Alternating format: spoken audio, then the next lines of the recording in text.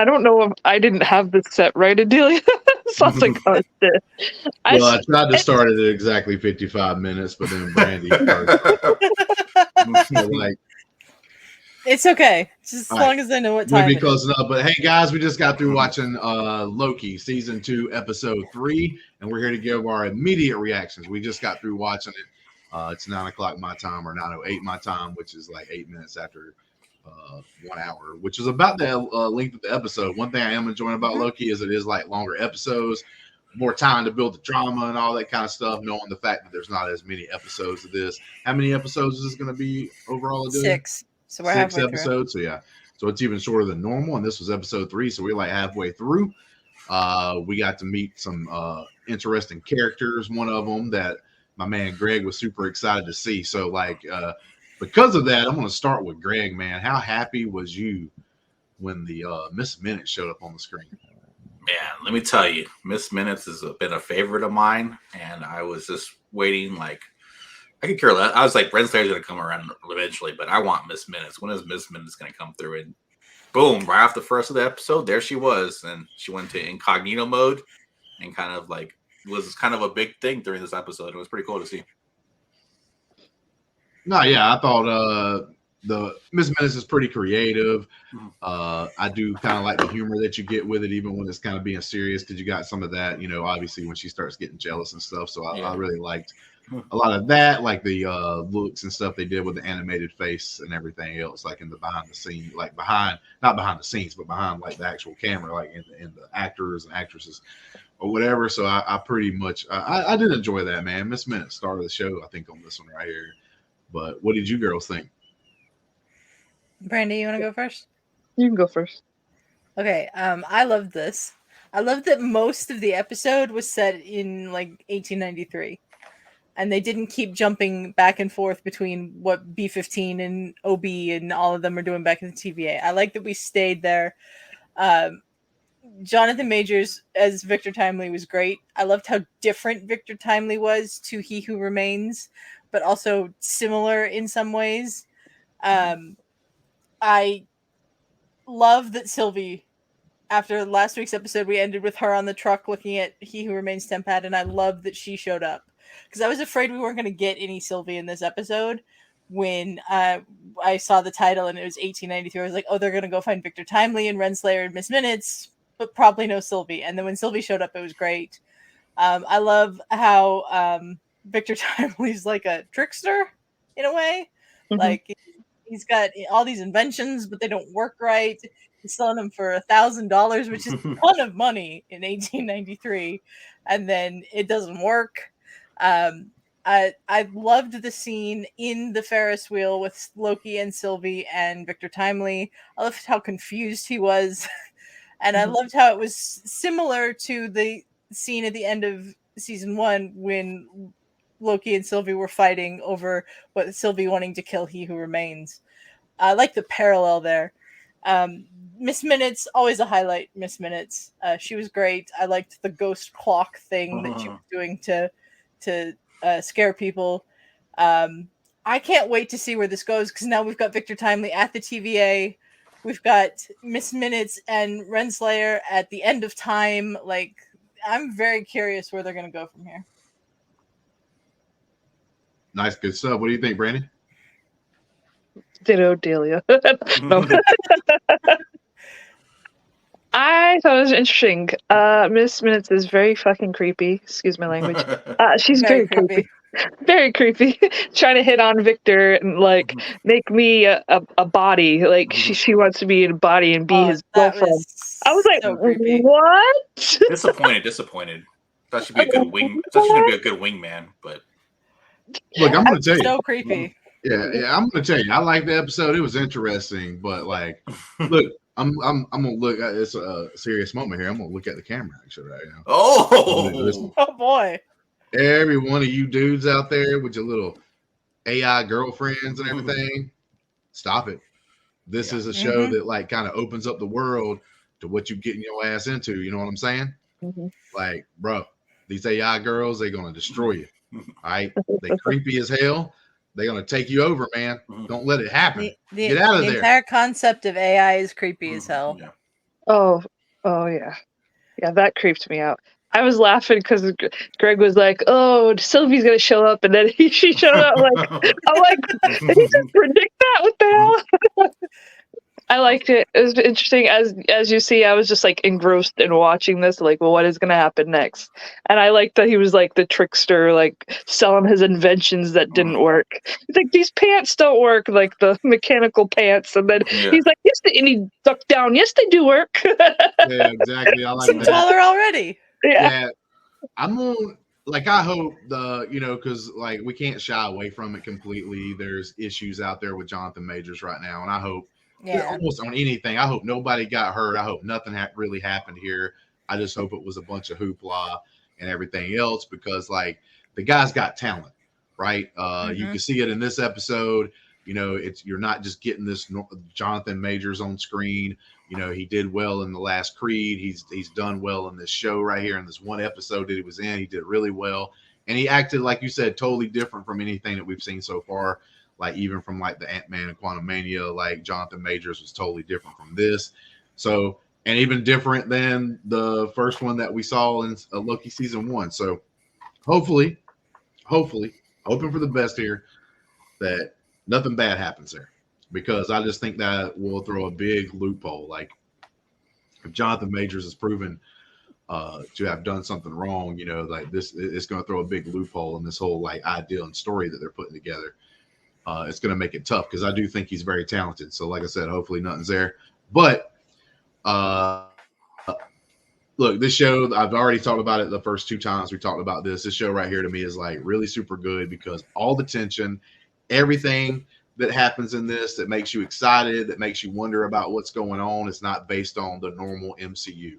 It's based on all the things surrounding you, like all the different timelines, all this stuff that's on the outside, the world possibly trying to be destroyed. It makes sense that the TVAs, the people that are trying to go out there and get this stuff and fix it and all this stuff. But there's where all the tension is, and that's where the mystery comes from. Like, because of the fact that it's not like I said, if this was a Loki show and he was against some other bad guy or something like that, it would be there would be no mystery for me. We know what's going to happen. There's going to be some hard times through about episode 4 or 5, and then Loki's going to level up and beat the crap out of whoever the so-called bad guy is during that season or something like that for the show. But with this, like, there's no telling what's going to happen. There's really, it's kind of weird to the fact that there's technically really, like, I guess you could call like Renslayer or whatever, like the bad guy here, and Miss Minutes now. I guess they're in cahoots and being bad, but at the same time, there's not this true 100% like super evil entity right now. It's more about like, oh, we got to do this, or like all these timelines and all these people die and everything else. So, like I said, that is very interesting. It's one of the more interesting things that the MCU has done in quite a while. So I'm into it. Like I said, Adelia scared me with a couple of her theories because I was like, no, don't go there, because if you go there, it might ruin it for me, kind of thing. But so far, as of right now, like, I'm into it. Like, I really do. This is right now, it's trying to be like my favorite MCU show. And I liked WandaVision. I liked the first season of Loki. There's been a couple of their shows that I kind of liked kind of heavily, but this right here, this one so far, like, is up there for me so far. Yeah, it reminds me a little bit. We watched Ahsoka. Shout out to Ahsoka. Yeah. Check out our review, our watch-alongs. Everybody had their different like agenda, right? Everybody had like their different like. They had to go fight for their power and stuff. Like, you had a different agenda in this thing. Everybody has their own little thing that, Sylvie wants to kill him to stop everything from happening. Renslayer wants to have the power, like kind of like the Sith were in that show. And then obviously Loki wants to save TVA and the Loom, but not cause everything else to happen at the same time. So it's interesting to see everybody's point of view and see everybody go through how they're going to accomplish their goal. Mm-hmm. Yep. Okay, so as I was saying before I got interrupted, so I really like the stuff that Sophie and Renslayer, she in her mind she said, I killed you 100 different ways, all these different ways, but she let her like, now you're gonna suffer, like, here's the end of time, boom. I liked how she like put her back there, and I need to know what's going to happen in that area, and I need to know what happened with next one when they go back to the TVA. Hopefully, obviously, it's probably going to get saved because you know something's going to happen. We got 3 more episodes. So. Yeah, it's not going to get solved just like that, but stuff's going to happen, and I can't wait to see what's going to happen next. So they're going to have pie. Yeah, pie. Oh my god, key lime pie. That's all key lime pie. Maybe they'll have more key lime pie I've ever seen. For real. Maybe they'll have more. They'll have a variety. They get a variety of pies. Yeah, I am really curious about where they left this off on, which is Miss Minutes knows a secret about Renslayer. That she's not. But and then it ends, and it's like, what is the secret? We heard the recording, of course, in the first episode that Loki overheard of He Who Remains saying he will be glad to lead with Renslayer, and I wonder if that's the secret. Miss Minutes is going to tell Renslayer, you used to be here, you used to rule here with him. Like, something's up. Yeah, my last... They couldn't get rid of her that easily because then stuff, wouldn't be...